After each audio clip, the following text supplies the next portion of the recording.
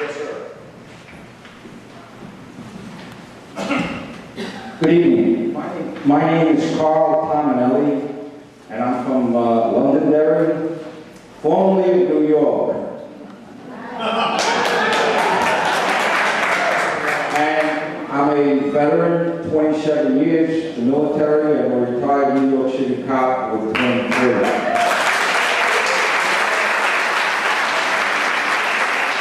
In any event, the question that I was trying to get an answer to, I mean, among many, at the meeting, or so-called, at 275 Chestnut Street this past Saturday, was, and whether you're for healthcare reform or you're not, you have to have a degree of civility and respect to discuss this thing fairly. And you have to be honest. And that's what I'm looking for in a representative, okay? And if you're for this, you have to ask yourself something, and I don't know if you're aware of this, okay? Congress is exempted from this, okay? And that should tell you something. If you're trying to sell something, that's not a good pitch.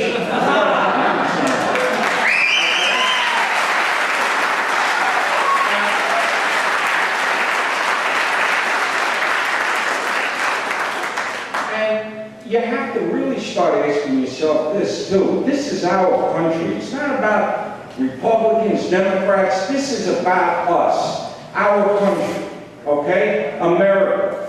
And I gotta tell you something. There have been many times that I have been on the opposite side, so to speak, where there were demonstrations in the course of my career. And I gotta tell you something. I mean, it was humiliating being escorted out. Although I got a lot of cheers, I will say that. But, you know, on the other side, too, what bothered me very much was that the police, the federal police, made a presence there that I wasn't very happy about at all. I gotta tell you, I've never seen that kind of action before. The crowd that was there, loud, but that's all right. And if you're a representative, you can't handle that, and you know, you have to resort to telephone, you know, interviews, well, then you should be a congressman. Here, here.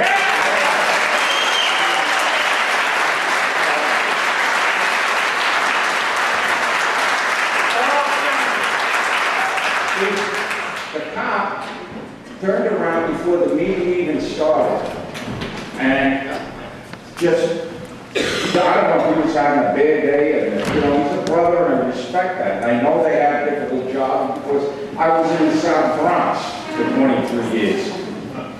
But to turn around and to tell people in an intimidating way that if you get loud, you're going to get thrown out of here, and I don't want to hear anything, and blah, blah, like that. And wasn't necessary.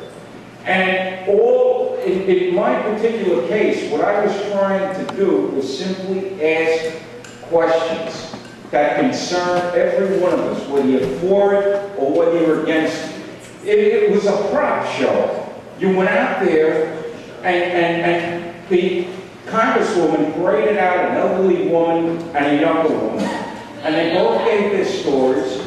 And you know, the elderly woman made a point of mentioning that she was in need of medication and she had money problems as a result. The question I wanted to ask was, okay, did you at any time try and contact a pharmaceutical company that you see advertised how many times on television and explain your situation and they would help?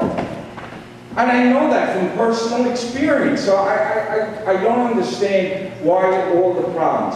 And what I don't like is being lied to, and we were lied to.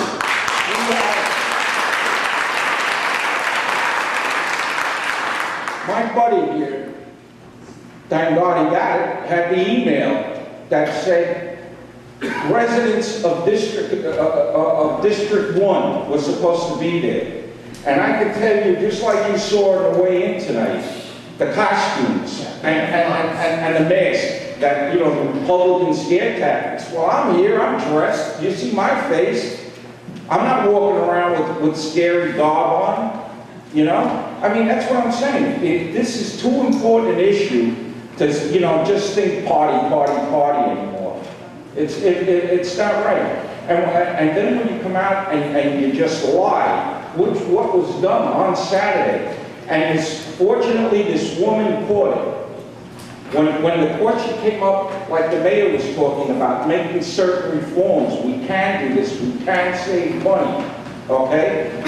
The woman brought up a point about the Texas reform and tort law, okay? And the Congresswoman turned right around and dismissed it, said that, no, you know, the results were this, your premiums are going to stay the same, no costs are going to go down, and everything else. Well, this woman was shocked. She was shocked. She turned around, pulled up the printed out information and said, excuse me, I have this information right here. And she read out the statistics. That not only did people experience a cost reduction, okay, they even experienced better care. And the lawsuits were dropping. So she said, instead of saying, well, I'd like to see that, and perhaps take it on as new information, and I will get back to you with that, she says, I don't have that in hand. So therefore, it's not, you know. Well, she gave it to the staff member went up, gave it to her, and then she said, I don't know who authored it. You know? So that's what I'm saying. And to come across the people that, you know, you're stupid when I have to make your decision, I don't care for that.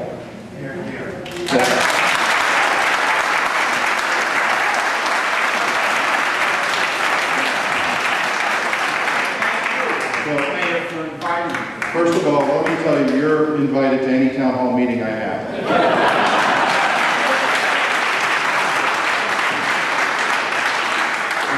Secondly, in case you don't recognize Mr. Tomanelli, he's also now, I think, a Fox contributor, right? Because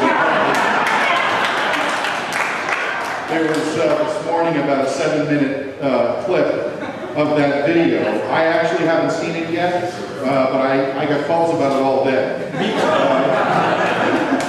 So he's a bit of a star now. But it goes to a deeper point.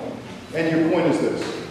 Should we be able to have an honest dialogue in this state, in this country, about the direction of our country, about the legislation that's before us? And the answer is yes. And whether we agree or disagree with each other on these important issues, we should be able to have a civil discourse. We should be able to have an exchange of ideas. And if we don't agree, that's okay. But at least we have the opportunity to discuss it. And I'll tell you, in the last 4 years, in the last 4 years as mayor, there have been people who have disagreed with me. Really? And what I try to do is take the information that people provide me and consider that as I make the decisions for our city. And it's not easy to make decisions as the executive of the city. You're the person, the buck stops with you. And you can't make everybody happy. But you have a set of principles that guide you. You also have constituents that you represent.